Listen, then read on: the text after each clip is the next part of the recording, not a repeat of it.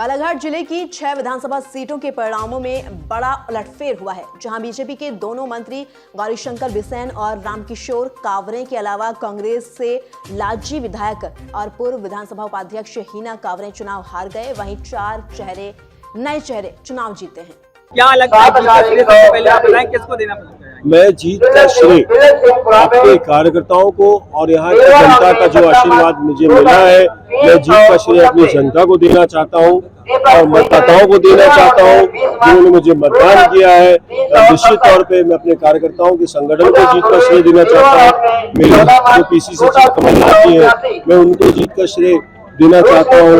मैं साथ में अपने इस बालाघाट जिले के समस्त वरिष्ठ नेताओं को धन्यवाद देना चाहता हूँ और बालाघाट जिले के समस्त कार्यकर्ताओं को धन्यवाद। ये बताइए क्या प्राथमिकताएं आपकी रहेगी इस बार, क्योंकि बहुत क्योंकि सरकार बन रही है भाजपा की, अब कैसे आप काम कर रहे हैं? इसके पहले भी आपको अनुभव मिल चुका है, इस बार क्या है? इसके पहले भी अगर काम मुझे एक बार मिला था मौका, तो मैंने बहुत काम किए थे। वो नाम चला था, काम भी चला था और कम से कम सब महफूज और सुरक्षित थे। परसवाड़ा के अंदर भ्रष्टाचार कम था।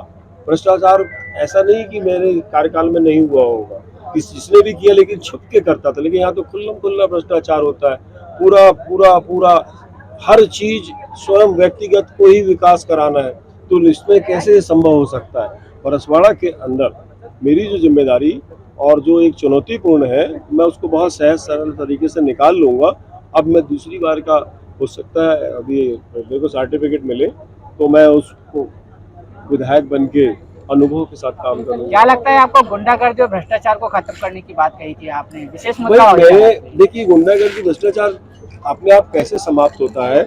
जब वहाँ का राजा बदल जाता है क्षेत्र में, अब जो वहाँ पे अब जो जनप्रतिनिधि होगा वो काम करने के लिए होगा और इस प्रकार की जो अनियमितताएं गतिविधियां जो करते हैं लोग, इनके ऊपर नकेल कसने वाला है। उस समय बढ़ावा देने वाले थे। आपका कार्यकाल प्रारंभ होते भी किस को प्राथमिकता देंगे, किस कार्य को? मैं निश्चित तौर पे सबसे पहले प्राथमिकता अपनी मतदाता का आशीर्वाद जिन्होंने दिया उनको मैं प्राथमिकता दूंगा, अपने कार्यकर्ताओं को प्राथमिकता दूंगा और समस्त मीडिया भाई जितने आप लोग हैं सबको बहुत बहुत धन्यवाद देता हूँ। आप लोगों को प्राथमिकता जीत का श्रेय किसको देना चाहेंगे? जीत का श्रेय माननीय कमलनाथ जी को देना चाहूंगा, अपनी मतदाता बंधुओं को देना चाहूंगा, अपने कार्यकर्ताओं को देना चाहूंगा और समस्त बालाघाट के हमारे वरिष्ठ नेताओं को देना चाहूंगा। क्या कहेंगे, किसकी जीत मानते हैं? ये वाराणसी क्षेत्र जनता की जीत है, ये हमारे कार्यकर्ता की जीत है। हमारे क्षेत्र में लड़ाई थी अहंकार की और शिष्टाचार की, शिष्टाचार जीता है, सच्चाई की जीत हुई वाराणसी में, अहंकार कम था। हमारे कार्यकर्ताओं की मेहनत की जीत है, क्षेत्र की जनता की जीत। मैं पहले कहा था कि हमारा चुनाव जनता लड़ रही थी और चुनाव जनता जीती। जिस हिसाब से रुझान आए मध्य प्रदेश के, उसके बारे में क्या कहेंगे? रुझान तो अप्रत्याशित है, किसी को उम्मीद नहीं थी ऐसा होगा। 12 बार की फाइट थी लगभग और 160 और 165 विश्वास नहीं लोग, बच्चे लोग हार गए, विश्वास नहीं हो रहा कैसे हुआ, ये लगता नहीं था ऐसा होगा। जिस तरह से माहौल बना था कांग्रेस का, उस तरीके के रिजल्ट नहीं आए हैं। हमारे मेहनत करने वाले नेता हार गए, चित्तू पटवारी, कुणाल चौधरी, संजय शुक्ला, सज्जन वर्मा, कमलेश्वर पटेल, ऐसे लोग हारे जमीन पर काम करते हैं। कोरोना काल में संजय शुक्ला ने करोड़ों रुपए उन लोगों को मदद किया, ऐसे लोग हार गए। विश्वास ही नहीं हो रहा हमको। बता रहे थे हमारे एग्जिट पोल कांग्रेस जीतेगी, 2 दिन पहले नया एग्जिट पोल आया, रिजल्ट भी वैसे ही आ गया।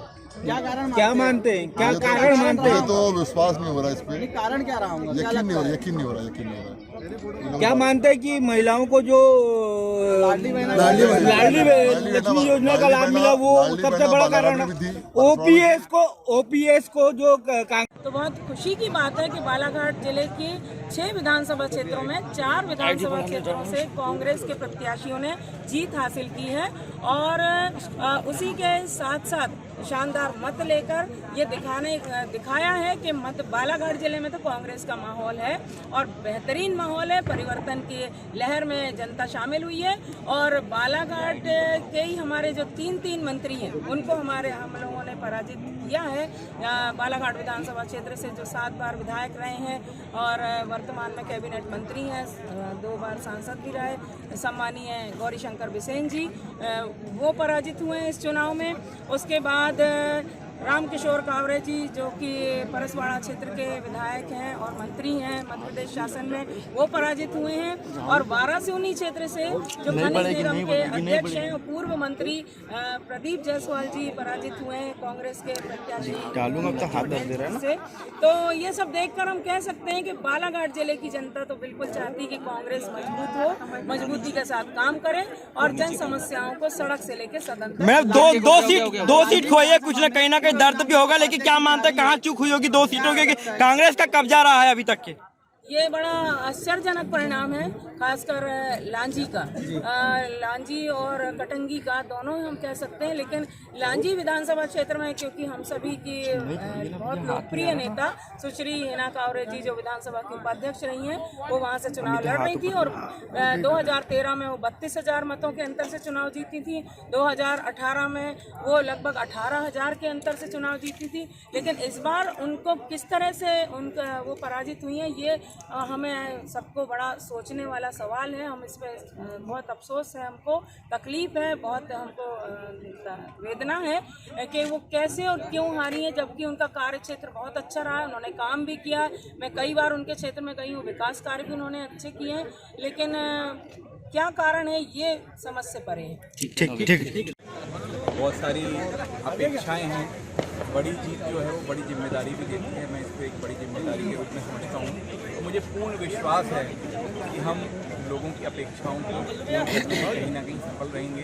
कहीं ना कहीं वो प्रयास, वो विजन जो हमने सबके सामने पूरे प्रचार के दौरान रखा है, उसको हम क्षेत्र में क्रियान्वित जरूर करेंगे। बड़ी चर्चा थी क्षेत्र में कि गौरव पांडे समाजसेवी चेहरा, नया चेहरा है और हो सकता है एक बड़ी लीड हासिल करेंगे, लेकिन उतना ज़्यादा अंतर नहीं, सिर्फ 4,000 और बोसी भगत बड़ी चुनौती थी आपके सामने। 23,000। चलिए ठीक, कोई बात नहीं भैया, आगे बता दीजिए, उसी खुशी हो गया हमने आपका वो गलत है करके, मतलब थोड़ा सा। मैं समझता हूँ कि पूरे क्षेत्र का लगभग हर बूथ से हमने लीड किया है, हर व्यक्ति का हमें सहयोग मिला है और मुझे पूर्ण विश्वास है कि लोगों की अपेक्षाओं में